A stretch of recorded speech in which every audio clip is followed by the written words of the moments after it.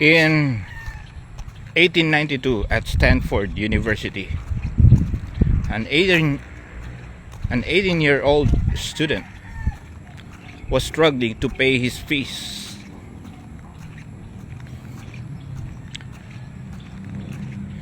He was an orphan, and not knowing where to turn for money, he came up with a bright idea. He and a friend decided to host a musical concert on campus to raise money for their education. They reached out to the great pianist Ignacy J. Paderewski.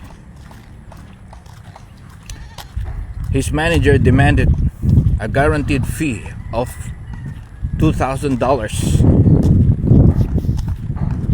A deal was struck, and the two boys began to work to make the concert a success. The big day arrived, but unfortunately they had not managed to sell enough tickets. The total collection was only $1,600. Disappointed, they went to Paderewski and explained their plight. They handed the $1,600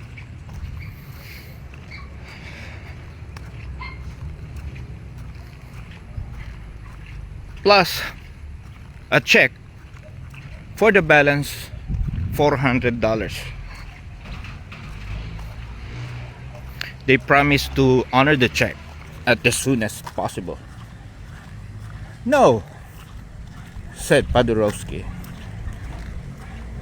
He tore up the check, returned the $1,600, and told the two boys, "Here's the $1,600. Please deduct whatever expenses you have incurred. Keep the money you need for your fees, and just give me whatever is left." The boys were surprised and thanked him profusely.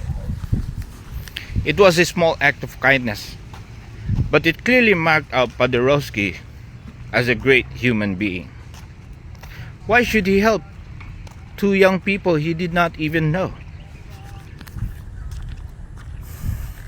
We all come across situations like this in our lives, and most of us only think, if I help them, what would happen to me? But the truly great people think, if I don't help them, what will happen to them? They don't do it expecting something in return. They do it because they feel it is the right thing to do. Paderewski later went on to become the Prime Minister of Poland. He was a great leader. But when the World War began, Poland was ravaged. There were more than 1.5 million people starving in his country and no money to feed them. Paderewski didn't know where to turn for help. He reached out to the U.S. Food and Relief Administration for help. He heard that there was a man called Herbert Hoover, who later went on to become the U.S. President. Hoover agreed to help and quickly shipped tons of food grains to feed the starving Polish people. A calamity was averted. Paderewski was relieved. He decided to go across to meet Hoover and personally thank him. When Paderewski began to thank Hoover for his noble gesture, Hoover quickly interjected, "You should not be thanking me, Mr. Prime Minister. You may not remember this, but several years ago, You helped 2 young students go through college. I was one of them.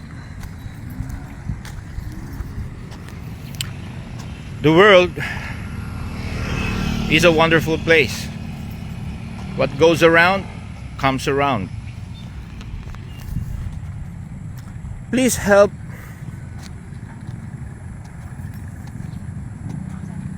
anyone to the best of your ability. In the long run, you may be helping yourself. God never forgets anyone who sows a good seed in others. Never. Nothing in nature lives for itself. Rivers don't drink their own water. Trees don't eat their own fruit. The sun doesn't give heat for itself. And flowers don't spread fragrance for themselves. Living for others is the rule of nature, and therein lies the secret of living. Albert Einstein once said, and I quote, "Strange is our situation here upon earth. Each of us comes for a short visit not knowing why, yet sometimes seeming to divine a purpose. From the standpoint of daily life, however, there is one thing we do know, that man is here for the sake of other men."